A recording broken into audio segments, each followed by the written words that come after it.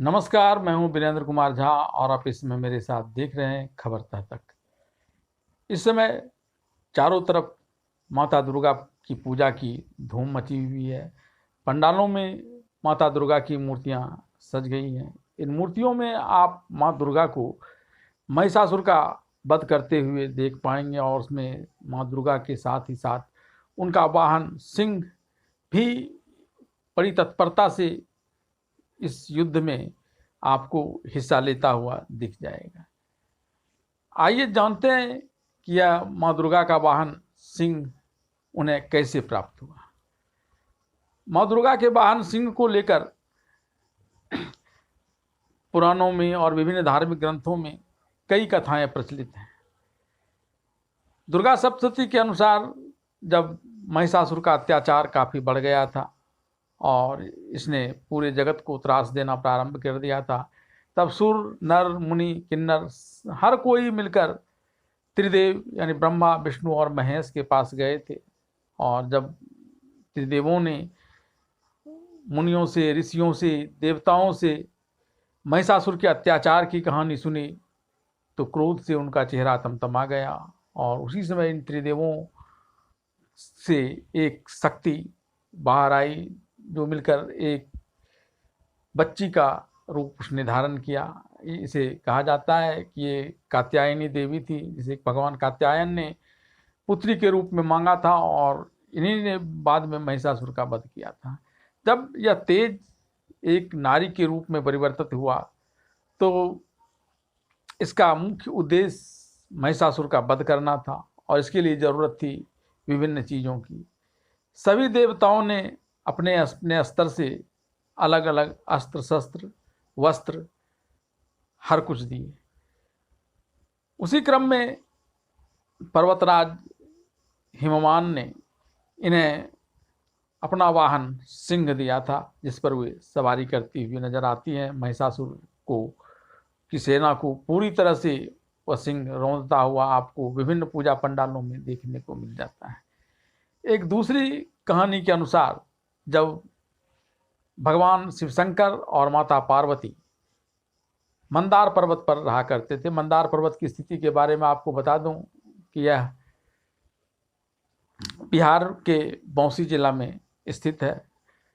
वहाँ माता पार्वती के साथ भगवान शिवशंकर रहा करते थे और एक ही दिन मजाक ही मजाक में भगवान शिवशंकर ने माता पार्वती को काली कह दिया और इससे माता पार्वती रुष्ट हो गई और उन्होंने कहा कि अब मैं जब तक गौरवर्णा नहीं हो जाती हूँ तब तक मैं अब यहाँ नहीं रहूँगी, मैं तपस्या करने के लिए जा रही हूँ। और ऐसा कर कर वे तपस्या करने के लिए जा रही थी और जिस क्रम में वहाँ उन्हें ऋषियों और देवताओं का एक दल मिला जिसने महिषासुर के बारे में बताया कि वो उसके अत्याचार से काफ़ी दुखी हैं।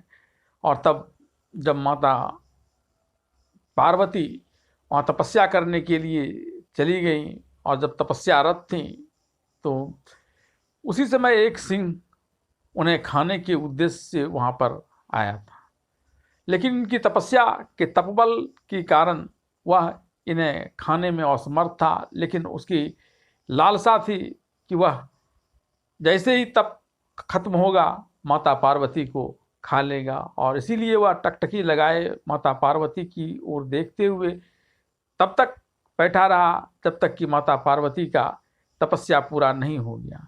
लेकिन इस तपस्या के दौरान माता पार्वती को देखते देखते तपस्या का प्रभाव उसके शरीर पर भी पड़ा और उसने अपना जो विचार था माता पार्वती को खाने का उसका परित्याग कर दिया। और इधर जब माता पार्वती की तपस्या पूर्ण हुई, भगवान शिवशंकर प्रसन्न हुए और उन्हें गौरवर्णा बनने का आशीर्वाद दिया। तो फिर ब्रह्मा जी वहाँ पहुँचे और यह शेर के बारे में उन्होंने पूछा तो माता पार्वती ने बताया कि यह शेर लंबे समय से जब मैं तपस्या कर रही थी तब यह भी मेरे रक्षा के लिए यहाँ था और इसलिए मैं अब इसे लेकर मंदार जाऊंगी। और फिर वह उस शेर को लेकर मंदार चली आती है और यहाँ वह शेर उनके साथ रहता है और इसी क्रम में फिर महिषासुर का वध भी वे करती हैं। एक अन्य कहानी के अनुसार मंदार पर्वत पर जब माता पार्वती और भगवान शिव शंकर रहा करते थे तो भगवान विष्णु उनसे मिलने के लिए आए।